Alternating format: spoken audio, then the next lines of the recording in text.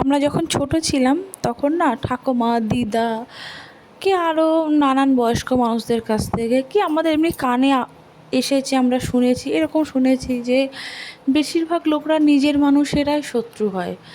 আশেপাশে এরকম শুনেছি যে নানান জায়গায় শত্রুর অভাব নেই, আশেপাশে মানুষরাই শত্রু, এরকম এরকম হয়েছে যে ভালো খাচ্ছি, ভালো পড়ছি, ভালো থাকছি, সেসব দেখে মানুষের জ্বালা। কিন্তু আমরা এরকম কিছু বুঝিনি, কোনো দিনই কিছু বুঝিনি। এই বেশ কিছু মাস ধরে কি বেশ কিছু 1 বছর ধরে আমরা না সেগুলো ফিল করতে পারছি যে আগেকার মানুষরা যে বলতো কথাগুলো, যে ওগুলো ঠিক, সত্যিই ঠিক। মানে তুমি যে ভালো আছো সেটা না মানুষ কেন যে নিতে পারে না, যে একটা মানুষ ভালো আছে তো ঠিক না, সেটা দেখে তো আমি খুশি হব, আমার মতো মানুষ তো খুশি হবে। কিন্তু কিছু কিছু মানুষের যে কেন জ্বালা হয় আমি বুঝি না। কিন্তু আমি সব সময় ভাবি যে আমার ওপরে একজন আছে, তিনি সব দেখছেন, ওই জন্য কিছু ভুল কিছু করবার আগে না আমি 10বার চিন্তা ভাবনা করি। তো সেখান থেকে আমি পিছিয়ে আসি, আর কোনো দিন ভাবিও না ভুল কিছু করব।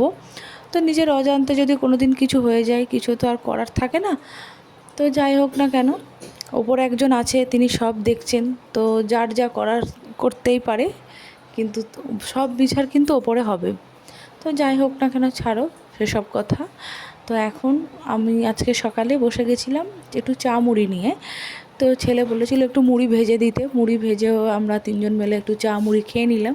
তারপর রান্নার দিকে চলে এসেছিলাম, রান্নার দিকে করেছি হবে আজকে একটু পোলাও। তো দেখো তাড়াহুড়ো করতে গিয়ে দেখো কাজু বাদাম আর কিশমিশটা পুড়েই গেল। একা হাতে তো একটু তাড়াহুড়ো করতে গেলে ওরকমই হয়। আর ওদিক দিয়ে একটু আলু কেটে নিচ্ছিলাম, কারণ আলু কেটে একটু পাতলা করে মাংসের ঝোল করব। তো আজকে পোলাও করছি না বিরিয়ানি করছি আমি জানি না। আমার একটু পেঁয়াজ ভাজা ছিল, ওই পেঁয়াজ ভাজাটা দিয়ে দিয়েছি, বেরেস্তা মতো করা ছিল সেটা দিয়ে দিয়েছি পোলাওটার ওপরে। একটু কেওড়া জল দিয়েছি, একটু গোলাপ জল দিয়েছি। জানি না এটা বিরিয়ানি হচ্ছে না পোলাও হচ্ছে, যাই করেছি খেতে ভালো হয়েছে। ছেলে খেতে ভালো বলেছে খেয়ে দে। আর আমার বড় খাওয়া দাওয়া করার পর বলেছে খুব ভালো হয়েছে।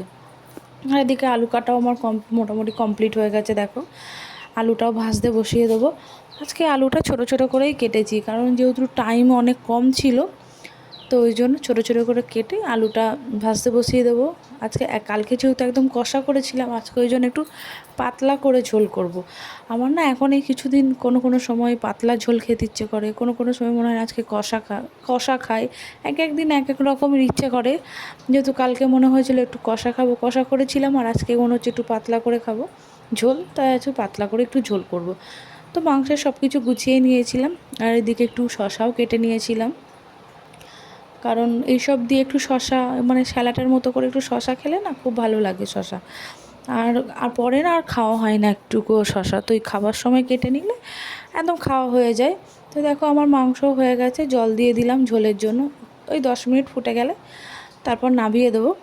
এদিকে দেখো ফুটে গেছে আমার মাংস রেডি, আর ওদিকে তো পোলাও রেডি হয়ে গেছিলো। তো চলো এবার খাওয়া দাওয়া করে নিই, অনেক বেলা হয়ে গেছে গো।